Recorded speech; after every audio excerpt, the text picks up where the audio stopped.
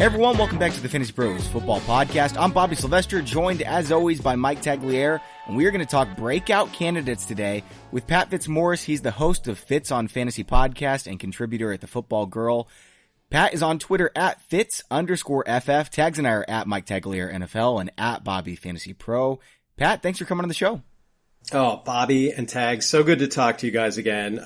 Tags, we got to figure out when we're going to play golf again, and we also have to see if we can talk Bobby into driving up to join us. Hey man, we get Lou Malnati's pizza, I am game, and you know that. Oh, pizza and golf. There's not a better day than that. I'm sure there'd be a few beverages on the golf course as well. Well, you have to start it with pizza at lunch, then golf, and then a Brazilian steakhouse. No, I won't want to golf after I eat pizza. Okay, yeah, that doesn't sound especially good in the heat of the summer. Especially not if it's at some U.S. Open length course that, like the one we played the first time around, Tags. I was thinking like par 3 or something, man. Yeah, that might be better. I'm not a powerhouse like Tags. I can't hit the ball 500 yards with my 8-iron. Yeah, that's it. We're playing a course with like a 600-yard par 5 and like a 590-yard uphill par 5, and sure, elevation changes all over the place. Here's Tags hitting the green in 2, and I'm playing my old man game, hitting like 3 shots as far as I can hit them, and still over 100 yards away from the green. But that's when I hit it straight. Fortunately, his third shot was probably 150 yards over the green into the woods, so you probably were fine. Maybe off to the right too. Yeah. Okay, guys, so we did a crowdsourcing thing. So what I mean by this is on Twitter at FantasyPros, we asked about 2,000 people who they thought was most likely to break out among these running backs. So I want your answer, Pat, and I want you guys to guess who the crowd voted, and it was pretty substantial. 52% voted for the number one answer. So Kerryon Johnson, Kenyon Drake, Tariq Cohen, or Darius Geis. Pat, who was your pick, and who do you think the public picked? I would think I'll say the same for both. I think Kerryon is the guy for both. Tags, what do you think? I think that the public would have said Kerryon for sure. And me among those guys, I mean, if I had to pick one of those guys, I'd probably say it's Kerryon. I think Kenyon Drake would be a close second, though. All right, so Pat, why do you think Kerryon? I think that they want to run in Detroit. And I know they've shown sort of an annoying tendency to want to go with a committee there, but I do think Kerryon is like far and away the best option they have. And like, he really surprised me last year. Like, he totally passed the eye test with flying colors, and he's pretty good, isn't he? Yeah, he is, man. And just watching him in college, I thought he was okay. I thought he was going to be like a decent rotational back, but like, I did not think he had bell cow potential, and I kind of think he does now. The reason I can't go with Kerryon Johnson here is because I think his upside is limited, primarily because he says himself that he's not a bell cow. He says he's not even a 3-down back. So, I'm wondering if the Lions think it's possible, if Kerryon Johnson is even saying, yeah, that's not really who I am. Tariq Cohen, same thing. Darius Geis, I don't even know if he's going to start. I think it's Adrian Peterson this year, guys. And I've been getting a lot of shares in him in best ball. Did you hear Adrian Peterson saying, this year I'm going to get 2,000 rushing yards? I mean, he was good in select samples, but he just doesn't have the legs for that anymore. I saw that, man. I think he's got some upside if he is in fact the starter, and I think they're going to take it kind of slow with Darius Geis, but eventually it's going to be, after 6 weeks or something, I think it's going to be a timeshare. For me, it's Kenyon Drake, just because it's the unknown of Miami. What's going to happen there? He's got a lot of potential. It's not a very good offense, so I don't see him being a top 5 upside guy, but I could see him being an RB1 if they use him in the right way. I just don't know if the Lions would use Kerryon Johnson that way. Do I think Kerryon Johnson's better? Oh, absolutely. But I think Kenyon Drake has more upside because of the potential volume. And you're right, Kerryon Johnson, 52%. Darius Geis, 26%, which surprised me. 13% to Kenyon Drake and 9% to Tariq Cohen. And Drake no longer has the man keeping him down, the man in this case being Adam Gase, of course. So maybe he can breathe a little bit in that offense finally and get the chance we all thought he deserved after he was just going great guns at the end of 2017. Yeah, neither does Devontae Parker, and I guess you guys have been seeing that he's tearing up OTAs right now, as always. We've heard that before, and the thing is I've seen glimpses on film. I'm just saying, like, I think that people continually just talk about the old coaching staff too much and how it held players back. Does Kenyon Drake suck because Adam Gase wouldn't play him? No, he doesn't. I would actually argue that Kenyon Drake might be more talented than Kerryon Johnson. I think it's close. I think Kerryon undervalues his own skill set. He is a 3-down back, but he doesn't want to be a workhorse. There's a reason they brought in CJ Anderson. They tried to sign Malcolm Brown. There's warning signs about Kerryon Johnson, which is why I think Kenyon Drake is easily the most talented running back on his team. And that's why I think him, but the issue with him is that he plays in a bad offense. Josh Rosen reportedly looks like crap in practice. Their offensive line is very, very shoddy, which is, I don't really like any of those guys to necessarily break out, but I think that Kerryon and Kenyon Drake can be solid, like RB2 type players. Josh Rosen, for all the crap he gets, he's still just 22 years old. I mean, what was Tom Brady doing when he was 22 years old? He was starting at Michigan. He wasn't in the NFL, so I think it's not really fair to say Josh Rosen's a bust, and I'm not putting words in your mouth, Tags. I know that's not what you were saying. I just think the Dolphins need to give him a chance, put him out there, see what they have, and maybe even do it for 2 years, because he's still so young. I'm sure Pat agrees in this one, is that he was considered to be pro ready. He was the quarterback coming out of college that everyone expected to be, at least, a game manager at that point, where something, and you hope for a little bit more. I don't think anybody ever envisioned the ceiling for Josh Rosen to be like an Aaron Rodgers type quarterback. It was more of like, can he be a Matt Ryan? I think that was what I think the ceiling was for Josh Rosen, but he was supposed to be pro ready. Whereas someone like Mitch Trubisky, or Sam Darnold, these guys were going to take some more time to develop. But Rosen is it's been disappointing from the get-go, and I think part of it comes down to the fact that he's played behind a terrible offensive line in Arizona with a bad head coach, and now he went to Miami with another terrible offensive line, and he's playing for a first-year head coach that, the offense isn't going to be it's not going to be sophisticated. They're not going to do a whole lot. So I think he was put in a crappy situation. Yes, I really, really do. And I don't want to label him a bust, but at the same time, he was supposed to be pro ready. Sure. I mean, that's true. I just imagine if he was behind Tom Brady in New England right now, we haven't seen him whatsoever, 22 years old, all this potential, everyone would still be so excited. Yeah, I'm with Bobby here. I mean, it might be Rosen reaching his mid to late 20s before he gets like a truly fair shot someplace. I mean, first the guy enters the... Kind of like we said with Sam Bradford, and it never really happened. Yeah, that's true. And I mean, that was so injury related. Well, it didn't happen because he had a new offensive coordinator for 5 straight seasons, and he was hurt all the time. Right. And we're already seeing that sort of, multi-system setback for Rosen and the systems he's in. He's got like a terrible supporting cast. And now he's playing for a team that I think would happily take Tua with the first pick in next year's draft and send him to yet another different team. So hopefully at some point he'll find his niche and settle in somewhere and get a fair shot at playing with a decent supporting cast. Absolutely. So guys, Father's Day is coming up. And as you know, it's very hard to shop for your father sometimes because what do they want? They like sports. That's about it. They get whatever they want. But you can go to pristineauction.com and find a great gift there. If you check out Pristine Auction, everything's guaranteed authentic from only the most trusted sources. There are hundreds of items to bid up every single day. You're going to find some great values too. I saw a Kyler Murray signed Cardinals helmet. Went for $127 yesterday. If you want to go a little bit cheaper, you can get one of the mini helmets or a signed jersey or something like that. Like Aaron Donald, best defensive player in the NFL, signed mini helmet for $75. That would look great in your dad's cave. Check out what they have for you at pristineauction.com. And guys, please help us out. We've got something new at Pristine Auction. It's called a registration code. It's a field at the registration page. It just says, who referred you to us. If you can just put FantasyPros in there, FantasyPros, all one word, it'll let them know that, hey, we're sending people to your site. That way we can keep doing these contests like the one we have going on right now. We're giving away a signed JuJu Smith-Schuster Steelers helmet. This bad boy's going to go to one of our listeners who enters a contest. It takes about 30 seconds where you can give us an honest rating and review. That way we know how to make the podcast better for you or keep doing things that you like. And that's fantasypros.com/contest. And check out pristineauction.com while you're at it. And when you guys mention us in that registration code link, when you guys mention us there, you're actually going to get $5 credit from them as well. So just a little bonus for you guys for doing that. Yeah, that'll certainly be helpful as well. All right, guys, so let's get right into it. We're going to go with breakout candidates, and we're starting at running back. Last show, we started with quarterback, and we spent too much time on quarterback, so we didn't get to the more important positions, running back and wide receiver. And Pat, we're going to let you go first. Who's a running back you could see breaking out this season? All right, I'm going to go with kind of a deep pull here. It's Justin Jackson of the Chargers.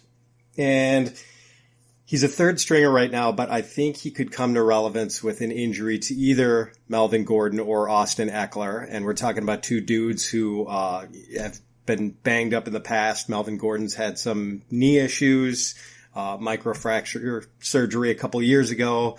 Eckler missed some time last year and is just kind of a tiny guy. Jackson was a workhorse at Northwestern, so like he can either sort of play that every down role or he could be sort of playing the pass catching role that Eckler plays. And I think this Charger offense has the potential to be really run heavy this year because I think they have just a killer defense. And I think they're going to be presented with a lot of favorable game scripts. The offensive line is much better at run blocking than pass blocking. And, you know, they've got kind of a senior citizen immobile quarterback who, is at his best when he's not under a lot of pressure, I think, and, you know, deserves to be protected at this latter stage in his career. So there's the potential if Jackson gets just a little crack that he can shimmy through to get some playing time. And we saw it last December when he started.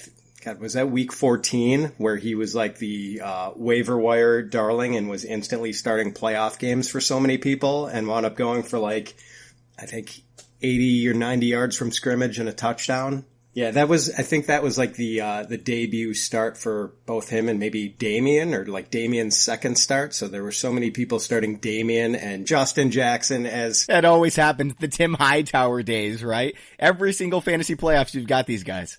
Exactly. So, I like him as a kind of a sleeper. You know, I don't know if he's draftable in your typical 12 team, 16, man roster league, but he's a guy to keep an eye on for sure. So what about best ball leagues? Are you getting some shares right now? Yeah, like he's been a favorite end of the draft pick for me, like the last pick before I, you know, grab my second or third defense. Yeah, I've been getting a lot of Malcolm Brown, Tony Pollard, but Justin Jackson, he's right in that range for me of guys that I would like. I'm just worried about Austin Eckler because of what we saw last year. Like when Melvin Gordon went down, they tried to make Austin Eckler a workhorse. Tags, do you think they would make, I would say, that mistake again? Or do you think they would turn to Justin Jackson as the primary guy and just keep Austin Eckler in his role if Melvin Gordon went down? No, I think they learned their lesson. I really do. I remember that was that London game where they pulled Melvin Gordon, and they decided to sit him for that game and they gave Eckler the role. I think it was against Tennessee, if I'm not mistaken. Maybe he just knew the playbook more, had worked with the first offense, so they were like, we trust him a little bit more. Yeah, I mean, I'm sure they were trying to push him into that role, but it didn't work. And like, I think they realized from that point forward, I know Eckler was a little dinged up towards the end of the year, but at the same time, I think they realized that he's just not that type of player. They want to keep him in that 8 to 12 touch role. And so if something were to happen to Melvin Gordon, Justin Jackson is the handcuff. I think that he's more of a handcuff. I think Eckler has standalone value even in redraft leagues. If you're playing like a PPR format, I think Eckler has value. But like the upside in terms of like who has potential like superstar power, I think Justin Jackson absolutely in that offense.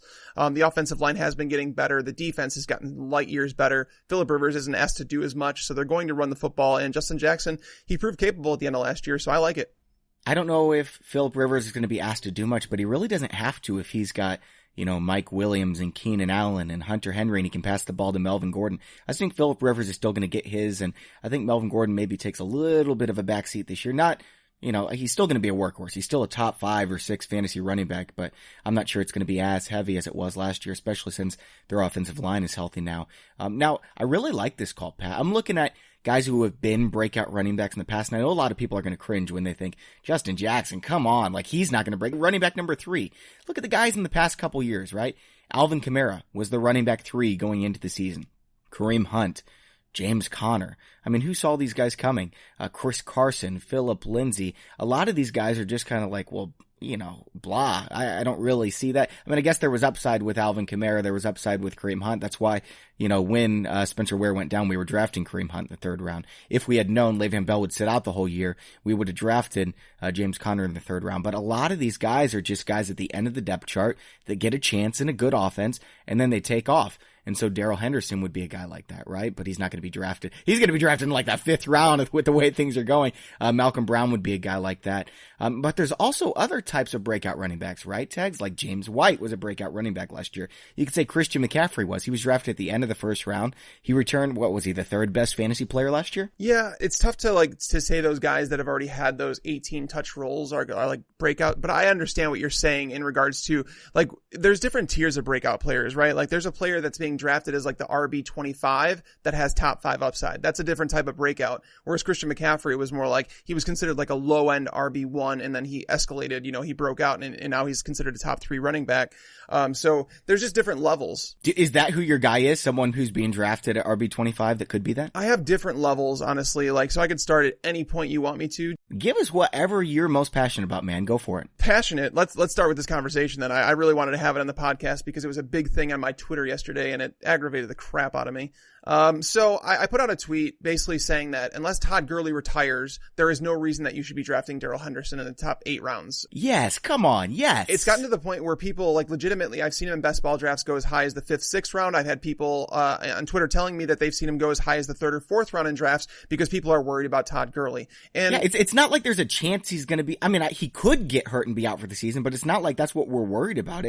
He might split touches with Darrell Henderson and still be the lead back. Well, that's where I'm going with it, is that there's a few things here, right? One, you're basically saying that, yeah, Todd Gurley's hurt and he's not going to play. If Todd Gurley hurt himself at the end of last year and he is still not right by week 1, he probably should consider retirement because that means he's never going to get better. This is my belief. I don't have any connection with team doctors, nothing like that. I don't talk to Todd Gurley, but what I can tell you, my belief is that Todd Gurley has arthritis in his knee. We all have arthritis in some way. It affects some more than others. Todd Gurley, they're going to manage it. They are going to cut back his workload a little bit. I think that they drafted Darrell Henderson to make sure they had a backup that they felt was competent to at least handle the passing down work because Malcolm Brown is not that guy. Now, however, so one, you're assuming that Todd Gurley is going to miss time. I don't think that's going to happen. 2, you're assuming that Darrell Henderson is going to walk into a workhorse role if Todd Gurley does go down. Again, you're drafting a handcuff in the top 8 rounds when there's starters still on the board. You're getting guys like, I literally got Alshon Jeffrey the other day in the 8th round. I'm not taking Darrell Henderson over Alshon Jeffrey. So it's like, Malcolm Brown is there. They did match the offer sheet from the Lions, and I know that was prior to the draft, and that's going to factor into everything. They drafted John Kelly last year. Bobby and I made this mistake last year, and help us learn from this, okay, is that we talked about John Kelly as a potential breakout, a sleeper, if you will, because we wanted whoever was going to be a part of that offense. Let's talk about the events that occurred, okay? Todd Gurley was the workhorse. There was no role for John Kelly. Todd Gurley gets hurt. Malcolm Brown comes in and starts playing. And it's like, wait a minute, we thought John Kelly was the guy. Why is Malcolm Brown getting it? Because Malcolm Brown was really, really good as playing in the backup role. Then Malcolm Brown gets hurt and it's like, okay, it's John Kelly time. They go out and they sign CJ Anderson and John Kelly's just kind of mixed in here and there in passing down work.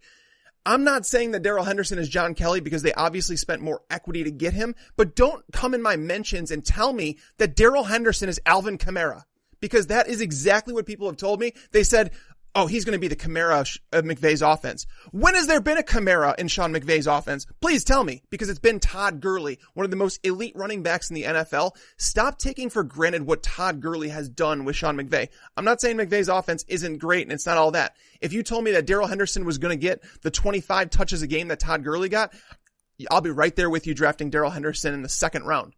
But I'm not. Todd Gurley was Mark Ingram and Alvin Kamara last year combined. He had 313 fantasy points, people. I get so worked up about this because it's like the reports on Todd Gurley have gone so far the other way. If you let Todd Gurley fall to me in the 3rd round, I'll take him there every time. I'll take him in the 2nd round. Yeah, me too, man. And the year before that, he was 60 points ahead of number 2, Le'Veon Bell. Yeah. He's been just absolutely dominant. And you know what? Arthritis, it's painful, but you can play through that. It's not like he's risking further injury by playing. And so maybe he gets out there and he's just like, give me the ball, and he keeps dominating and they do it. Why would they not? Even if they cut back his workload, let's say that instead of having 90-10 to Gurley, maybe they go 70-30. That's not enough for Henderson to be weekly viable. So you're drafting a handcuff is what you're doing. I happen to think it would be a timeshare between Brown and Darrell Henderson. I think Henderson would get most of the passing down work, so he'd be a little bit more valuable, but Brown would get more of the goal line work. Pat, where do you stand on this? Because like I said, my Twitter mentions went to hell. I didn't realize so many people were so passionate about Darrell frickin' Henderson, who was going, by the way, in the second round of rookie drafts. We're not talking about rookie drafts for Dynasty. Only rookies. He was going in the second round, and Todd Gurley is all of a sudden dead, and Darrell Henderson is now being taken as like a top 5 pick in rookie drafts. Yeah, there's that famous quote about the time to buy is when there's blood in the streets, like a famous investing quote. And it seems like it's that time with Todd Gurley. You know, I did my first pass at rankings during the NFL playoffs, and you know, back then I was nervous about the Gurley knee thing. And at that point, maybe a lot of people still would have had Gurley as a top 4 running back. And I, you know, being nervous about that, put him behind Melvin Gordon and Le'Veon Bell, even Joe Mixon. And it felt kind of radical at the time to put him at like RB8 or wherever I had him. And, you know, then with the knee thing, the news just seemingly got worse and worse and worse. But man, how much worse could it get? And like Tag said, you know, there will have been all this time for him to recover. It's not like he's dealing with ligament damage or anything like that. It's, you know, maybe even if it's a degenerative condition, it's not something that's going to wreck his career right away. And, you know, I just can't drop him below RB1 territory. Does he still have RB number 1 upside, Pat? Oh, I think so for sure. I mean, right now I've got him at like RB11 or RB12. So right around like in the bottom RB1 rung along with like Dalvin Cook and Nick Chubb. And then I think there's a big drop off to like the Damian Williams, Marlon Mack, Aaron Jones. You know, those guys are kind of RB2s for me. And I think there's kind of a steep tier drop, but Gurley is still in that first tier. And, you know, I just can't. I think there's going to be someone in every draft who just doesn't buy into the Gurley pessimism. So I can't see him sliding into third rounds of redraft drafts come August. Like, I just don't think that's going to happen. And, you know, I still think after all the pessimism, there might be some sort of bounce of optimism in August. And it wouldn't surprise me if he's still going like at least in the late first round. I'm looking at it right now, and if you take Todd Gurley's 755 fantasy PPR points over the last 2 years, and you take 25% of those away, so let's say Darrell Henderson gets in here. He's the RB3 right behind Alvin Kamara and Christian McCaffrey. Yeah, he's been pretty remarkable. It's like historic good. And by the way, I just want to remind people, like, Kyle Shanahan's a pretty good coach, right? You want running backs tied to Kyle Shanahan most of the time, right? Remember when Kyle Shanahan said he loved Joe Williams? Does everybody remember that? Remember that? Like, and he shot up rookie boards because everybody's like, oh, Kyle Shanahan said he loves him. He's going to start over Carlos Hyde. They're going to cut Carlos Hyde, as a matter of fact. I said, buy Carlos Hyde. And Joe Williams, bust. And that was the guy that, remember, Shanahan loved. And now everybody's telling me McVay loves Darrell Henderson. Again, I'm not willing to write this guy off as a bust, but you telling me he's Alvin Kamara, you are out of your bleeping mind. I think it's possible. I mean, I'll side with them and say it's possible. Under Sean McVay, C.J. Anderson was one of the best running backs in the league. And so Darrell Henderson, I think he's more talented than C.J. Anderson. Anderson ran for 1,000 yards behind the Broncos' trash offensive line. You're right. And C.J. Anderson is good, but Darrell Henderson's, he's a talented football player. It's possible, but Todd Gurley's in his way, so come on. Yeah, he's fine. But again, like people tell me no, come on. Kamara is an outlier. So who's your breakout running back? Because we know it's not Darrell Henderson. What's funny is I was going to put Darrell Henderson in there, but Darrell Henderson is a late round pick. Like, he's a flyer is what he is. And flyers you don't take flyers in the 8th round or the 6th round or 5th round or wherever people are going to end up taking Darrell Henderson. But I'm going to take another guy in this range. I'm going to talk about Justice Hill. I think Justice Hill might be the most talented running back on his team. I can't say that about Darrell Henderson. Todd Gurley's still the most talented running back. Justice Hill, Mark Ingram's a fine running back. Like, he's a no-nonsense runner. He's fine. And you know, he's 29, 30 years old now. So he's getting up there in age. He's moving to a new offense where when running backs get to play behind, you know, alongside Drew Brees and Sean Payton's offense, they're going to tend to look better. Like, that's just how it is, right? Going to Baltimore, Mark Ingram might struggle a little bit. It might be a little bit one-dimensional, but I do know that they like his downhill style. but they did draft Justice Hill, a guy that reminds me a lot of like a Reggie Bush. I'm not saying he is Reggie Bush, but that's the type of player he is. He can be a 3-down player. He's best suited for a timeshare role, but he can carry a workload if you need him to. Playing alongside Lamar Jackson, it's going to give opportunity. They're going to run the ball, 35 times a game, and that's going to allow for opportunity for Justice Hill, even with Mark Ingram on the field, because Ingram, not the greatest pass catcher. Again, he's going to have a role, but Justice Hill has actual breakout potential where it's like at the end of the year, if I saw Justice Hill there as a top 24 running back, would it surprise me? Yeah, but is it like out of question? Absolutely not. I think he has a skill set to do it. What do you think about Justice Hill? Because I'm a fan, Pat. Yeah, I'm a fan too, and kind of the same thing with Justin Jackson, whereas even if Gus Edwards is number 2 to start and Ingram is number 1, like an injury to either of those guys would open the door for Hill because as Tag said, I mean, they're going to run the ball so much there. I guess the only reservation I have about any of the Ravens backs is that with Lamar Jackson, a quarterback, just this mobile guy, like there aren't going to be a lot of passes for the backs, and we know that targets are more valuable than carries for running backs from a fantasy points perspective. And, that just, I think, kind of lowers the ceiling a little bit on all the Baltimore backs. But, maybe it's mostly atoned for by all these extra carries they're going to get being such a run-heavy team. So I do like him. I do think there are going to be openings, paths for him to get touches, and I do like him as a prospect, so I'm on board. All right, guys, I've got 4 names for you. I'm really going to break down one of them, but these are all backup running backs. I really like Tony Pollard behind Ezekiel Elliott. I think he'd be the dude in that Dallas offense. Raekwon Armstead behind the fragile Leonard Fournette. Raekwon Armstead reminds me of Chris Carson. Jacksonville actually has a pretty good offensive line if they're healthy this year for once. And then I'm going to go with Carlos Hyde. We've talked about him before. I know they're saying Damian Williams is the starter right now. We'll see if that keeps up. I think Carlos Hyde is more talented. Anyone in Andy Reid's offense would be awesome if they were the starting running back. And then my favorite guy, Latavius Murray. And I understand he's got a floor because he's going to be in that number 2, Mark Ingram role behind Alvin Kamara. But let me ask you guys this. If Alvin Kamara gets hurt in the preseason, he's out for the whole year, how high would you draft Latavius Murray, Tags? He'd be a top 10 running back. Top 10 running back. What do you think, Pat? Yeah, pretty close to that. He'd be flirting with that running back 1 tier. Historically, over the last 10 years, running backs drafted in the top 12 because of the volume they get. They've got a 30% chance of being out at least 4 games. They've got a 1 in 6 chance of going out for the entire season. There's a 1 in 6 chance Alvin Kamara is going to go out for the entire season and that Latavius Murray would be a top 10 fantasy running back. So yeah, I love his upside and I love his floor. And his game is speed and power and like not a lot of wiggle or elusiveness, but he is now going to be running behind an offensive line that's one of the best in the league and has some dudes who can flat out road grade people. So it seems like a really good fit for him. So right now his ADP is running back 38. Tags, I've got him at running back 24. Wow.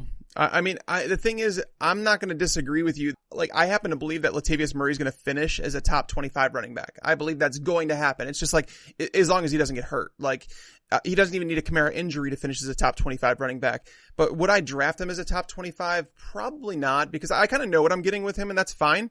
If you ask me, would I rather have someone like Kenyon Drake? I'd take Drake over him, just because I know there's a ceiling for more, where it's like, Latavius Murray, he's fine for what he is. He should not be falling outside the top 30 running backs, but I'm probably drafting him in that RB8 20 to 30 range. Mark Ingram was RB22 last year in ADP. What's the difference here? Well, it's because he had the 4-game suspension. Yeah, because he was a top 12 running back the year prior in that Saints offense, even with Alvin Kamara being what he was. Yeah, his ADP before he got suspended for those 4 games, I remember Mark Ingram was being drafted right around RB 12 to 14 range, and then once the suspension hit, he dropped down, and it was right around that RB 25 range. And maybe that was because the Saints were just so insanely run heavy towards the end of that 2017 season. There was a sense that there was going to be enough for both Kamara and Ingram to just really eat. And maybe that's the same way we saw the Saints sort of shift back into run heavy mode a little bit late last year. Yeah, I agree. I think maybe he should be going in the late 20s. I have him like running back 33 right now, and maybe that's a little below where he should be. Let me ask you guys about one guy who I have Murray ranked just ahead of, and whether this guy is technically a breakout candidate or not. Jerick McKinnon.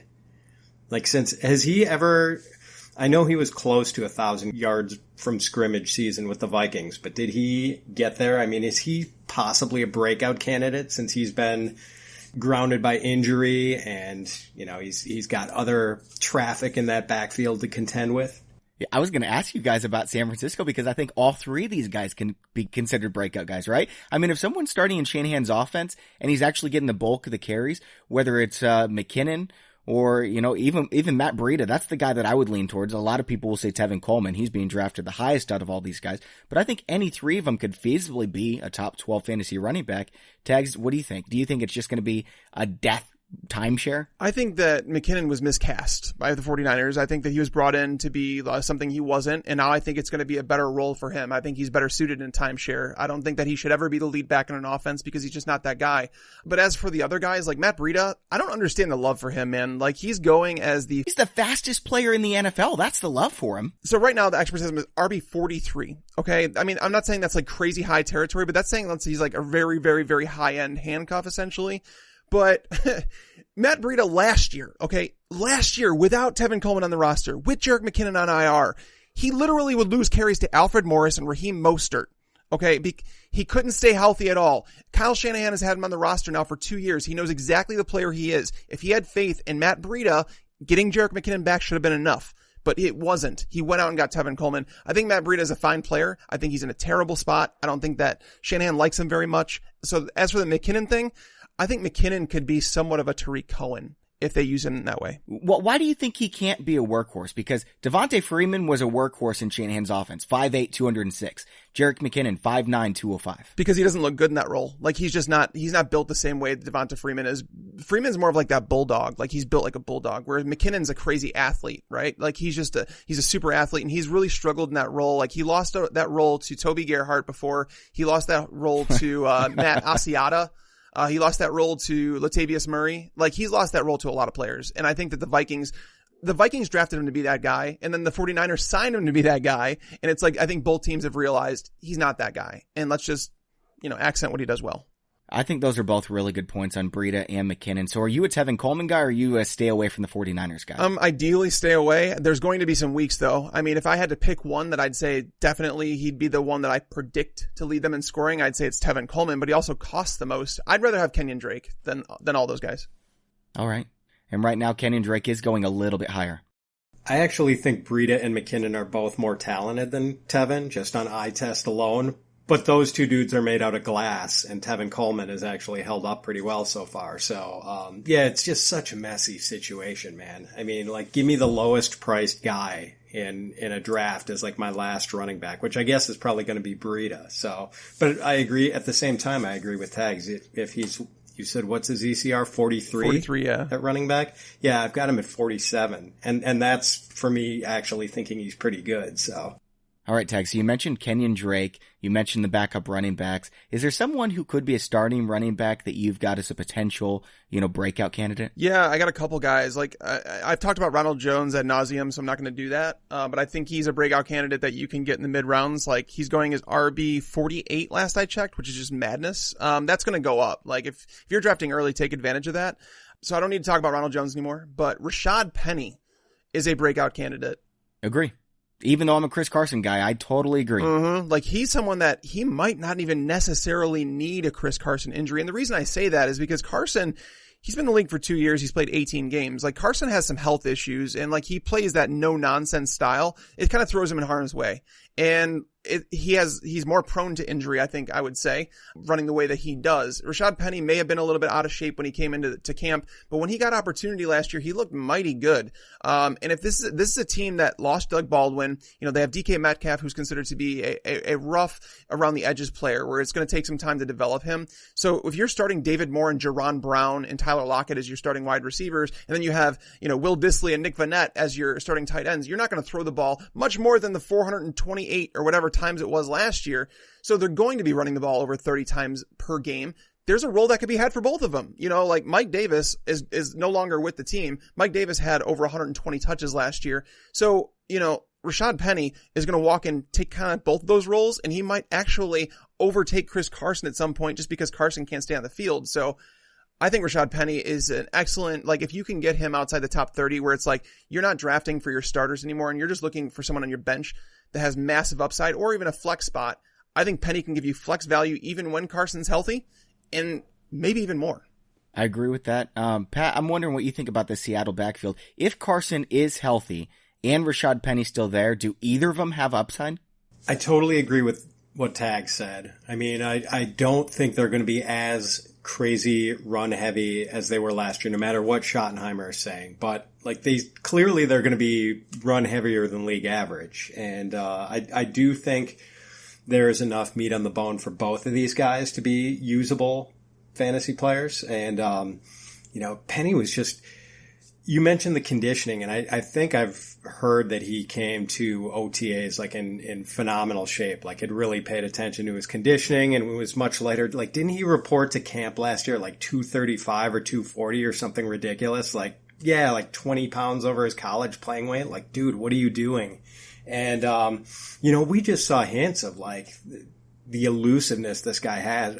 I wish I could remember the opponent, but he had some cutback run last year that just was jaw-dropping. And, every time I watch him, I'm like, God, this is a guy I really want to draft next year. And even though, like you, Bobby, I'm a Carson fan, like I do think there's room for both of these guys to be fantasy viable players and useful assets. And my gosh, if like one or the other gets hurt, the other guy is just going to feast.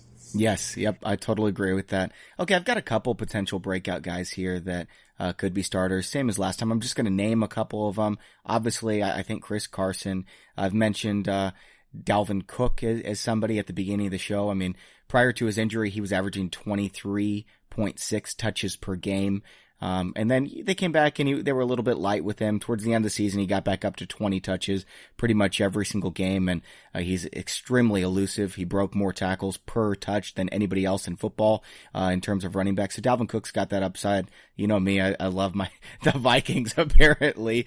But my main guy is Marlon Mack. You think Marlon Mack is well tagged? I have him and Aaron Jones as like guys that you can get in the third or fourth round, and they legitimately have top 5 running back upside. Marlon Mack, he had 3 games with 25 plus carries last year. Ezekiel Elliott had 3. Todd Gurley had 2. Saquon Barkley had 1. That's amazing. I mean, they can use him like a workhorse, and now that he's healthy going into the season, we've seen some big old games by Marlon Mack. They've maybe got the best offensive line in all of football. You know they're going to score because they've got Andrew Luck. Marlon Mack has 2,000 yards from scrimmage upside. It's funny you guys mentioned Mack and Jones together. I'm doing a best ball draft right now, and I had the 11th pick of the 3rd round, and I'm waiting to make this pick, and Marlon Mack and Aaron Jones are both sitting there, and with like 2 picks to go before my pick, and I'm just so anxious to get my hands on either of them, and of course they both go consecutively right before me. So yeah, man, I love those guys. And the offensive line that Mack is going to be running behind is just so terrific that it's hard to argue with that. Even with Nyheim Hines having a role, even with Spencer Ware possibly contributing, like I think there's room for Mack to just get a steady 15 to 18 carries every week and just eat in a really good offense. Yep. I'm looking at guys with 115 plus rushing yards and how many games they did it. Zeke did it 5 times, Saquon 4, Chris Carson and Marlon Mack 4, Todd Gurley at 3, Adrian Peterson at 3, CJ Anderson at 2, guys, and Gus Edwards at 2. What in the world? Yeah, he didn't catch any passes though, so he was... Yeah, you're right. And it's just Baltimore. That's what Lamar Jackson's effect has on the offense is they're going to have to run the ball an absolute ton. Whoever the starting running back, whether it's Justice Hill, probably Mark Ingram. But if it is Justice Hill, he's got big time upside tags. Yeah, no, for sure. And like the thing is, Mac, like Indianapolis has told you over and over, he's our guy. And everybody's like, oh, there's some free agent running backs out there. We'll see. They brought in Jay Ajayi for a visit. They were like, no thanks. And it's like Spencer Ware came really, really cheap. And then the draft came and it's like, they're going to draft a running back. And they didn't. So Marlon Mack is their guy. Listen to them. He wasn't even fully healthy last year. So to know that he got all those touches when he did was saying something. So I do like Marlon Mack. He's tied to that big offense. And like, just to touch on Aaron Jones before we move on to wide receivers is that Aaron Jones, okay, so from week 8 through week 14, when Aaron Jones was handed a workhorse role, okay, and then he obviously got hurt later in the year, but when he was handed that workhorse role, weeks 8 through 14, that's not like the smallest sample size. He averaged 17 touches per game, so he still wasn't involved in somewhat of a timeshare, but it wasn't much. 17 touches per game. That's what he needed.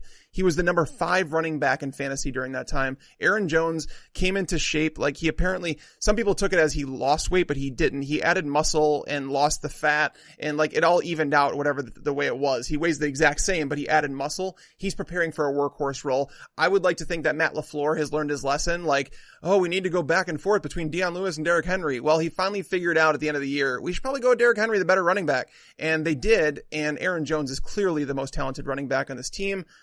I like Aaron Jones. Like, again, top 5 upside. So guys, I mentioned Father's Day is coming up, and it's really good timing because we just started selling gift cards on FantasyPros.com. If you go to the main website, at the top of your screen, you're going to see a link that you can get gift cards for your dad now. Again, they're hard to shop for.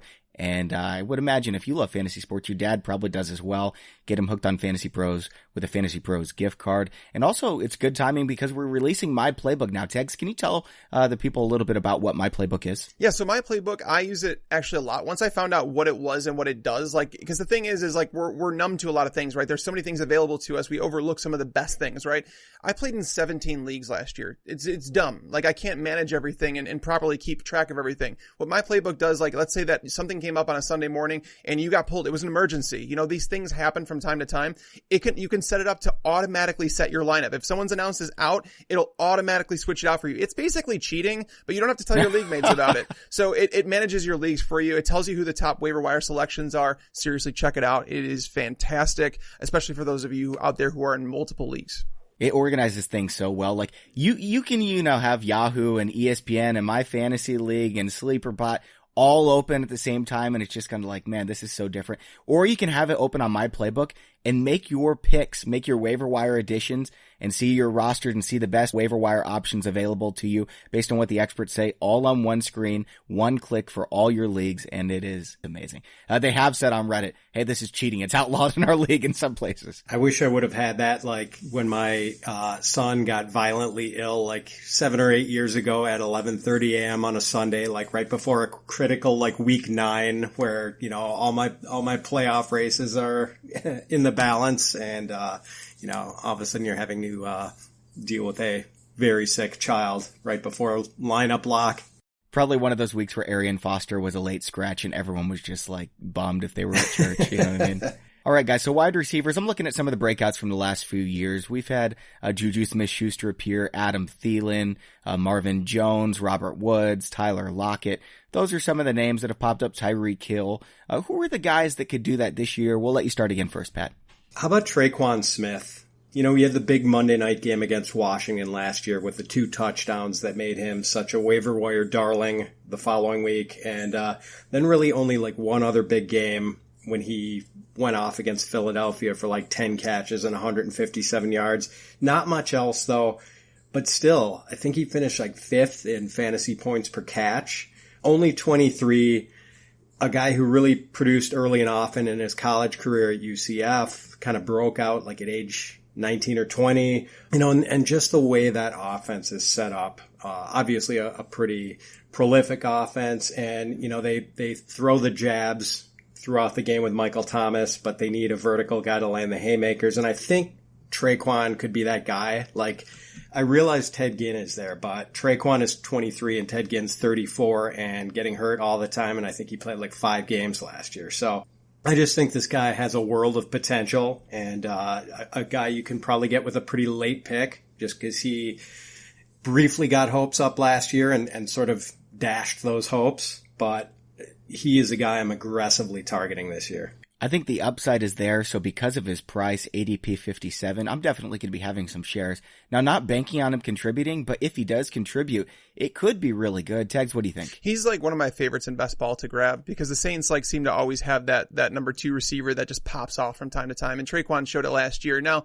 Ginn says he's back in great shape and all that, yada yada, but again, the Saints did draft Traquan last year relatively high to where he was expected to go, so they liked him more than most. They're obviously in win now mode. The concern is like, has their defense taken so much of a step forward that it's going to limit the pass attempts, and can it support multiple, top 30 wide receivers because Michael Thomas is going to be there.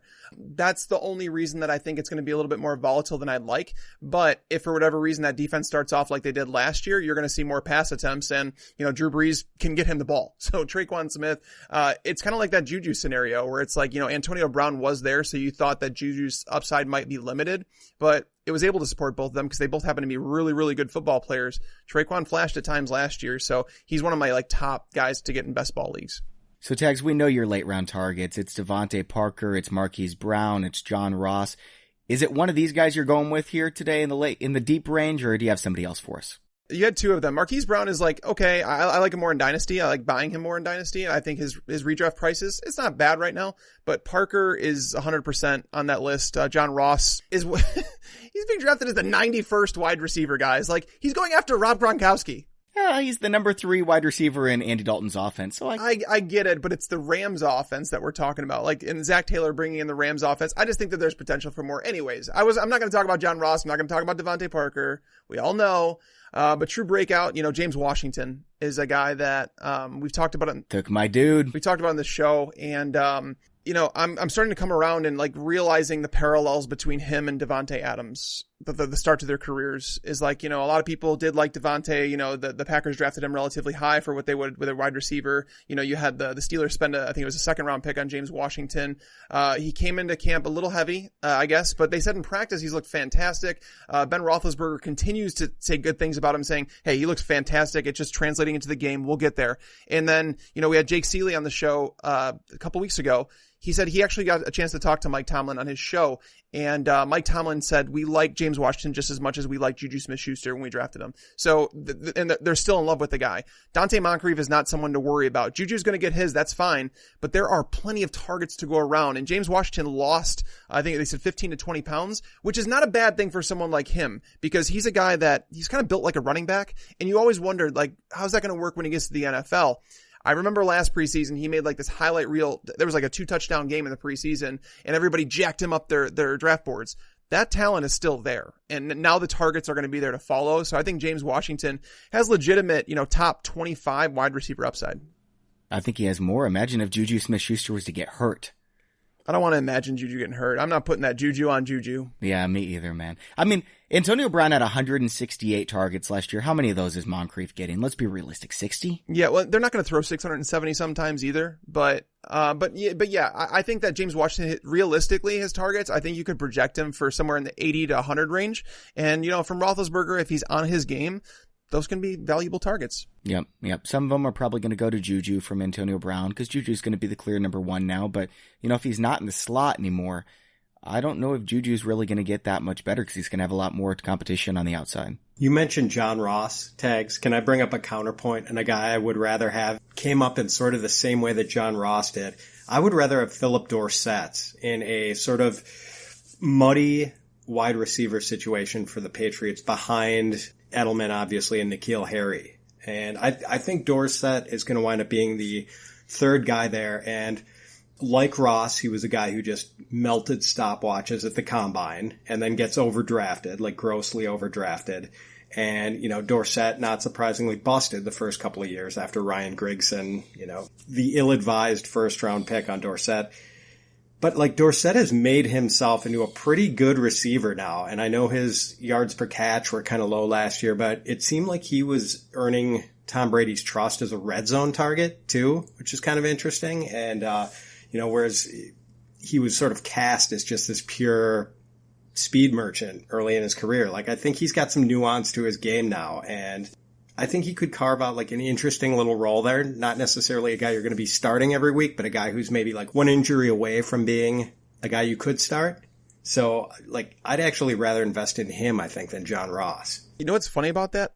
I did an article for best ball guys, like to target in the later rounds, and I had Phillip Dorsett in there as well, because I think Dorsett is being a little overlooked. Because the reason that I would say that I'd rather have Ross is because we've seen Ross go through one coach, and it's Marvin Lewis, like the most boring offense in the friggin' world. And I'm holding out hope of what I thought of John Ross when he came into the league, is that he's more than just a speed guy. He's a route runner. He's not the biggest guy that can withstand all the hits or anything like that, but it basically, you need to use him in a different way than just stretch the field as a 4-2 guy.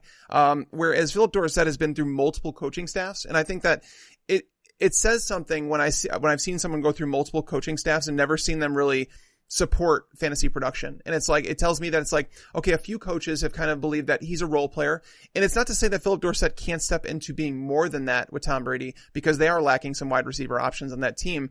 But I feel like we know a little bit more about Phillip Dorsett than we do John Ross, just because there's been a much bigger sample size. But I think that I would actually say that they're both in similar territory. I'd rather have Ross, but they're in similar territory, and I think they're both fantastic best ball targets. I agree that Ross was definitely the better college player. And I think what Dorsett has going for him is the better quarterback and maybe less positional competition. Agree. Yeah, I think that's all definitely fair. And Dorsett did have 3 games of 16 plus fantasy points last year.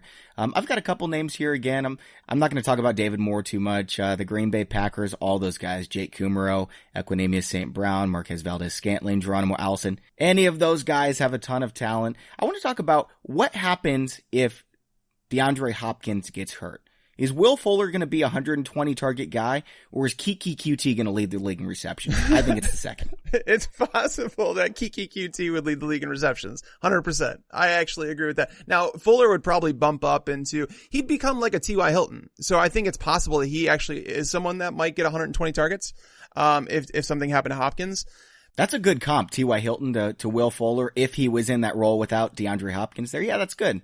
Right, where he's not a jump ball guy. He's not going to be a big red zone guy, but he is going to stretch the field. He can be used all over. They can move him into the slot at times, but QT he would definitely be a candidate to lead the league in receptions. It's funny, man, but it is absolutely true. And same kind of thing. I don't really like rookie wide receivers, but if T.Y. Hilton was to get hurt, I think Paris Campbell would be the number 1 in Indianapolis. Hold on a second. There's news on that. So Paris Campbell's not even with the first team offense right now. They're saying that Funchess has done really well in red zone drills. They're saying that Chester Rogers, which I'm not buying into this, but they're saying that Rogers has had a really good camp and that Paris Campbell is working with the second team offense right now.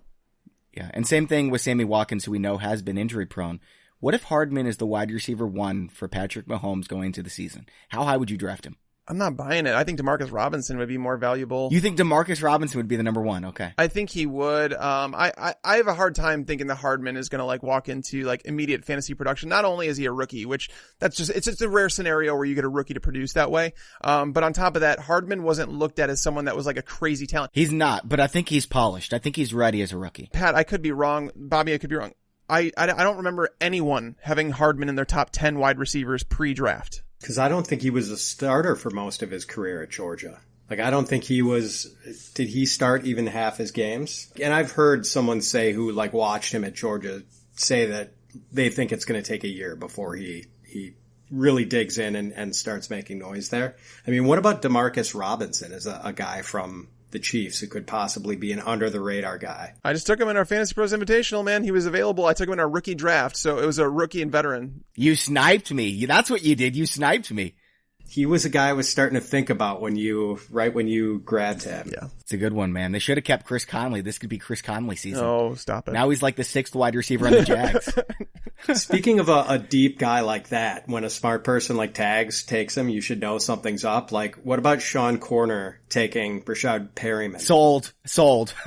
Yes, man. A guy who really started click. And Perryman looked really good late last year. It wasn't just numbers. It was actually, performing, getting open, making tough catches. He looked very good. I think they're going to have Godwin more in that role. But the thing is, Perriman, I wasn't even a fan of Perriman coming out of college. I didn't like him very much. But he played much better with Baker Mayfield than he did with Joe Flacco. And that's kind of been the case with every wide receiver. But Perriman, a flyer, the reason that's hard to like Perriman so much is because Mike Evans, Chris Godwin, OJ Howard, there's just so many talented players there. It's one injury doesn't boost him into the 100 target territory. But he is someone that I think that people are overlooking a little bit. I wasn't a big fan, but I didn't think he sucked as bad as he did in Baltimore. All right, guys, let's go with one more wide receiver, and we'll move a little bit quicker here so we can get into quarterbacks and tight ends as well. Pat, who do you have? How about Albert Wilson? I know man.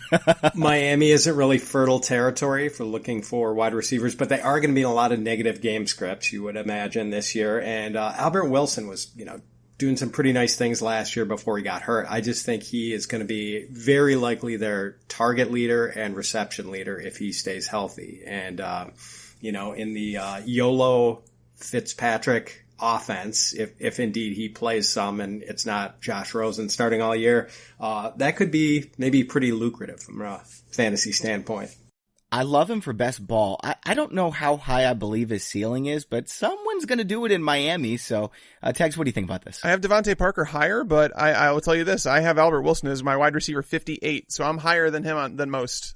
I think Albert Wilson is a solid player. Like, I don't think he's going to be a number one in an offense or anything like that, but I think he is a solid player that can play a role. Like, I don't know if Albert Wilson will win you a league or anything like that, but I do believe that he's a solid player, and I have him higher than the consensus. Tex, who are you going with for your second name? Mine, I'm just going to go up to the guys that could be drafted in the middle rounds that could potentially give you that, top 10 upside, which is really hard to find. But Mike Williams and Chris Godwin, those guys are on that list for me. I think Godwin, we've talked about Mike Evans. He's a phenomenal athlete. He's a big guy. I don't know if he's the greatest wide receiver. Like, if he wasn't blessed physically, I don't think that he would have overcame it. If he was 6'1", I don't think Mike Evans' skill set would have overcome what he lacks to become like a fantasy superstar. Whereas Chris Godwin is a fantastic wide receiver.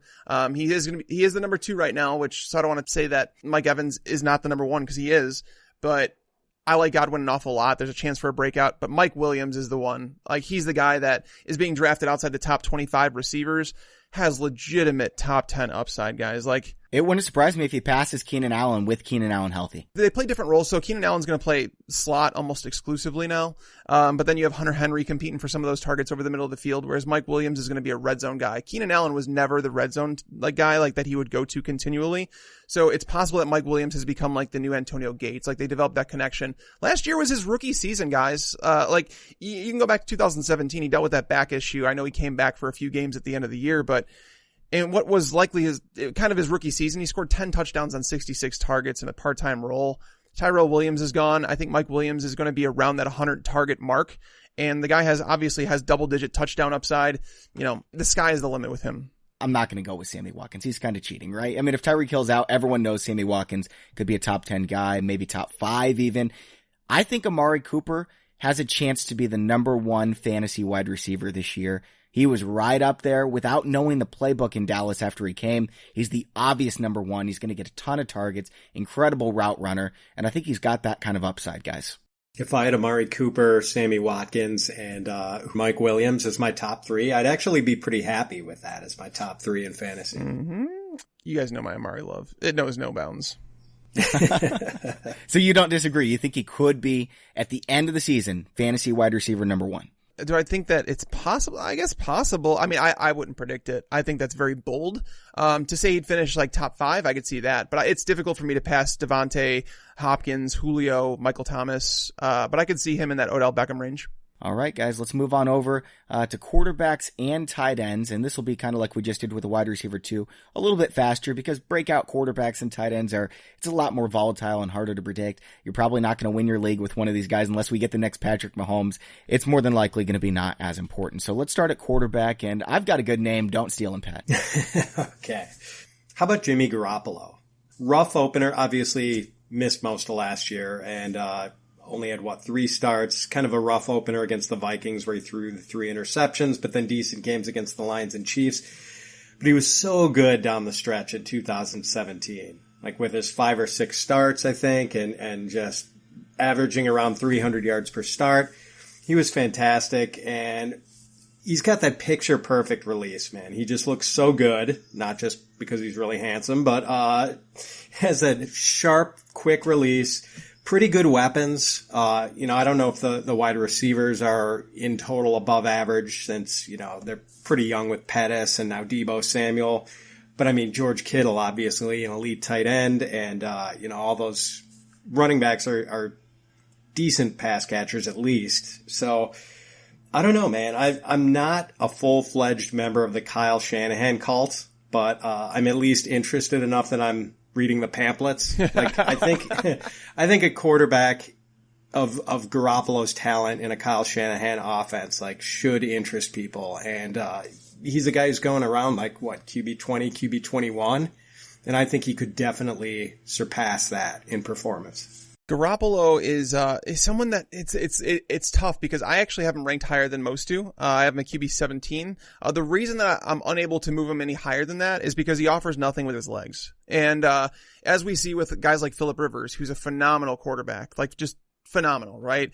No matter how well he does with his passing, he's really limited in his ceiling, where it's like his ceiling is probably QB 10 in terms of like how much they're throwing the ball, like how much he doesn't run the ball. And it's like Garoppolo, I don't consider him that as a passer. I don't think his pass catchers are as talented as Phillip Rivers are. So it's just, that's where it's difficult. I do think that Garoppolo is going to finish as a top 18 fantasy quarterback. I think that's a lock. I think he's like one of the best number 2 quarterbacks to have in a 2 quarterback league without spending too much equity at the quarterback position, because he's not going to lose his job.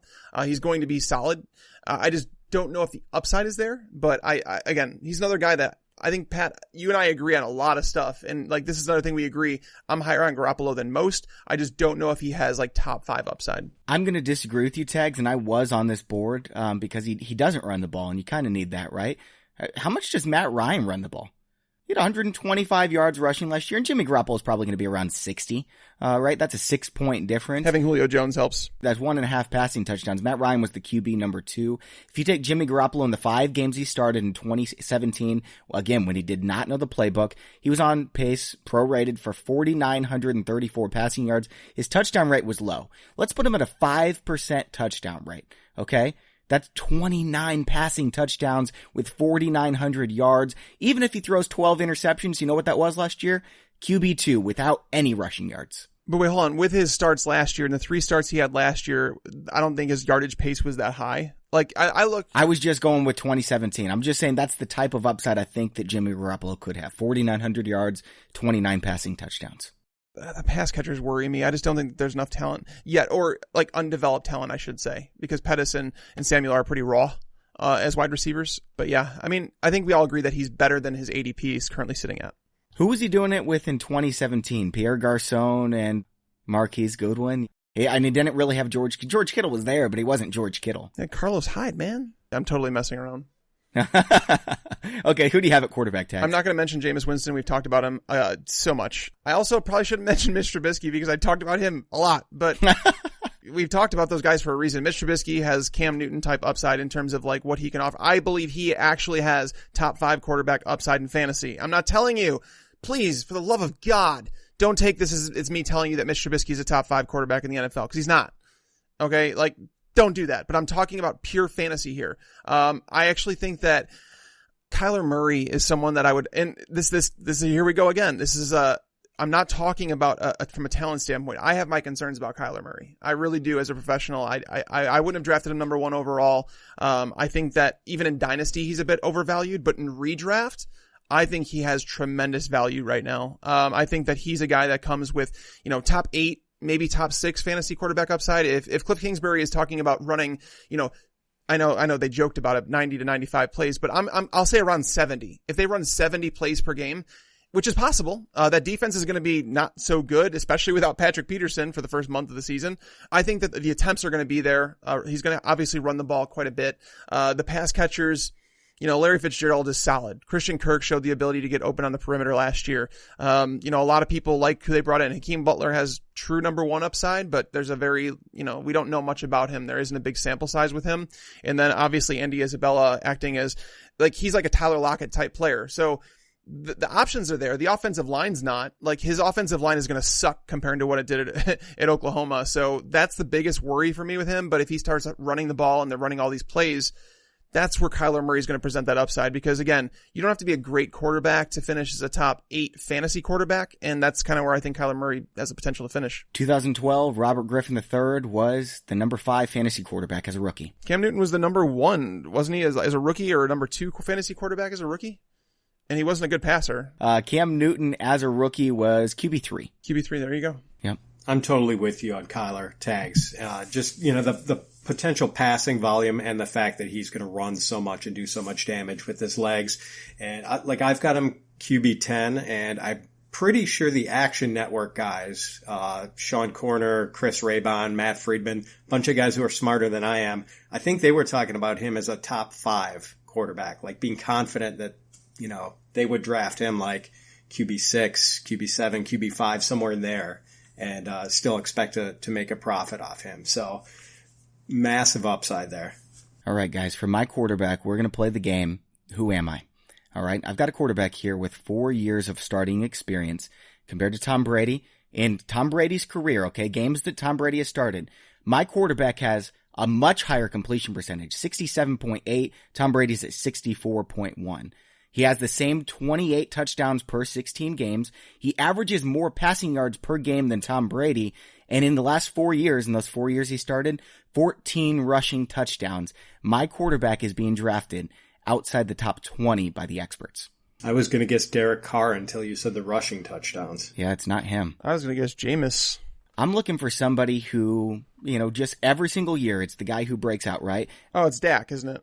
Whether it's Matt Ryan, whether it's Patrick Mahomes, it's the guy who has a high touchdown percentage. I want someone who's going to throw the ball 600 times and just flirt with that 6-7 touchdown percentage and get to 35 passing touchdowns, 40 passing touchdowns.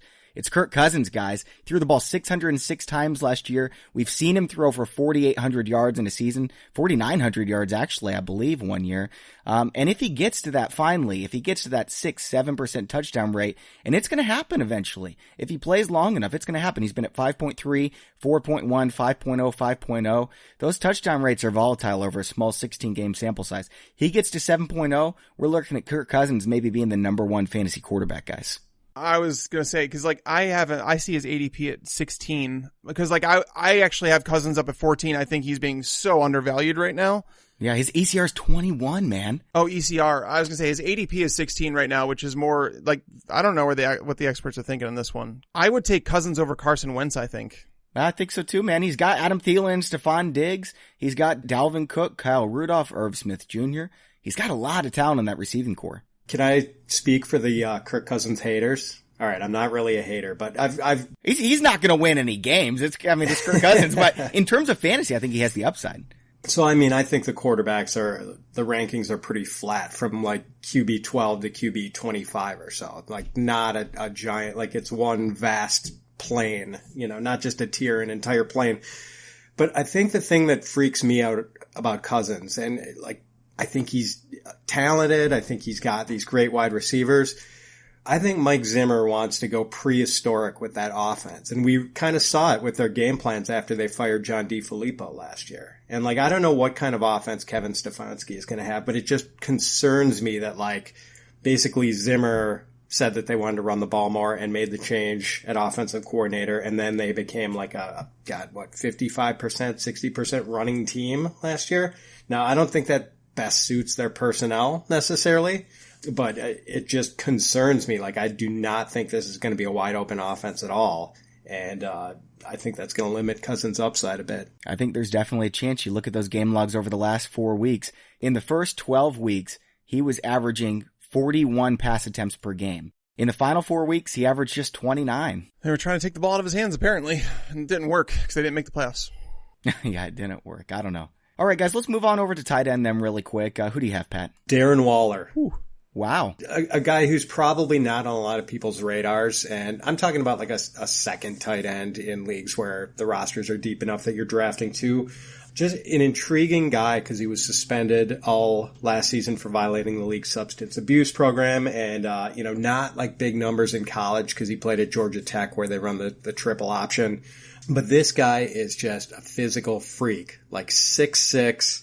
And when you see this guy, he is just built like a giant condor. His wingspan is insane. And like his athleticism is off the charts. He's like a sub 4.5 speed guy at tight end. He's huge. He's like an explosive leaper. This guy is potentially a great red zone weapon on a team that really has not much pass catching talent beyond Antonio Brown. So like he's one to watch. Just, not a guy I'm predicting necessarily to finish as a tight end one, but a guy who has that kind of upside and is like not being drafted, basically free in drafts right now.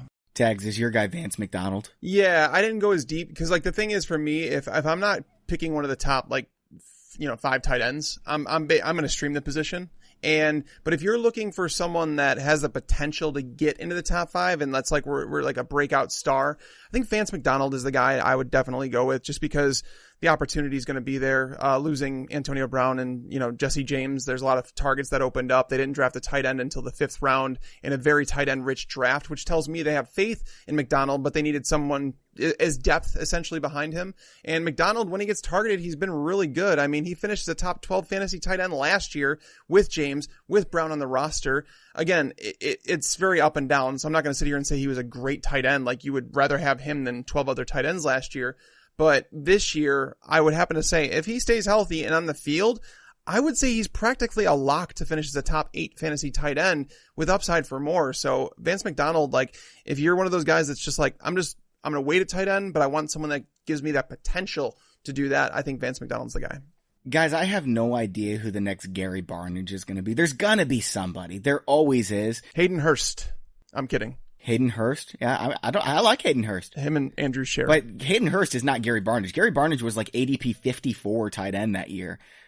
Stuff like that does happen. But for me, it's, is Zach Ertz going to get hurt?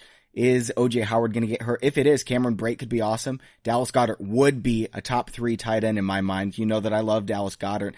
But then it's the other boring guys that we've seen do it before. And Tags, these are guys you've mentioned. Jordan Reed, Jimmy Graham. I think that everyone is sleeping on them and they've got this kind of top 5 upside. Jordan Reed, awesome. I was looking through some numbers yesterday. Did you know? Okay, this is fun. Jordan Reed's played 65 career games. Zach Ertz has played 90, even though I think Jordan Reed might have been in the league longer. But in the games they play, Jordan Reed has been a PPR tight end 1 or better, like performance-wise, 49.2% of the time. Zach Ertz, 48.9%. Those are huge numbers. Those are really good numbers. And that's the thing is that, like, obviously Jordan Reed's being drafted nowhere near Zach Ertz. But Jordan Reed still is the best receiver on Washington. And I have him as my number 14 tight end, just because there's injury risk baked in, but he absolutely has top 5 tight end upside. If you knew he was playing 16 games, would you rank him in your top 5? I would rank him as my number 7 tight end, probably. What do you think about this one, Pat? Anything with Jordan Reed, Jimmy Graham? Any love? So we know Graham really isn't the same sort of explosive athlete he used to be with the Saints way back in the day. But, there's still obviously like he definitely has like 8 to 10 touchdown upside in Green Bay, with when they don't really have much proven pass catching talent beyond Devontae. And with Reed, like, I don't know if he's still the same explosive athlete. Like, I didn't really see it last year. Like, I don't know that he's not, but I don't know that he is either. I'm kind of on the fence about that. And if he doesn't have the crazy athleticism and still has the scary injury history, like, what are we left with? So I'm probably not going to wind up with a lot of them. And this was coming off a year where last year I dipped my toe in the water more with him in drafts than I ever had before. And it just, like, I wasn't bitterly disappointed. It just kind of didn't work out. But, yeah, I mean, like a little bit of trepidation. And there is always a wave of like pro Jordan Reed articles every year in August. And I think that always spikes, ADP like during draft season. So I'm probably out this year. All right, guys, that's all for today's show. Pat, this was a lot of fun, and we did go a little bit longer, but, we love the Breakout Candidate episodes, so I hope you all enjoyed the bonus content. Oh, I had a blast, you guys. It's always fun coming on with you, and let's all tee it up really soon. Sounds good, man. All right, and everyone give Pat a follow on Twitter if you don't already, at @Fitz_FF. Tags in are at Mike Taglier NFL and at Bobby Fantasy Pro. And make sure to check out Pristine Auction or the FantasyPros.com gift cards for your Father's Day endeavors. Again, that's pristineauction.com, Pristine. And when you do sign up for them, make sure to enter in the registration code FantasyPros, all one word. That way we can keep doing the giveaways at fantasypros.com/contest. We're giving away a signed JuJu Smith-Schuster Steelers helmet. For Mike Taglier and Pat Fitzmaurice, I'm Bobby Sylvester. Thanks for listening and enjoy your football. I just wanted you to watch me.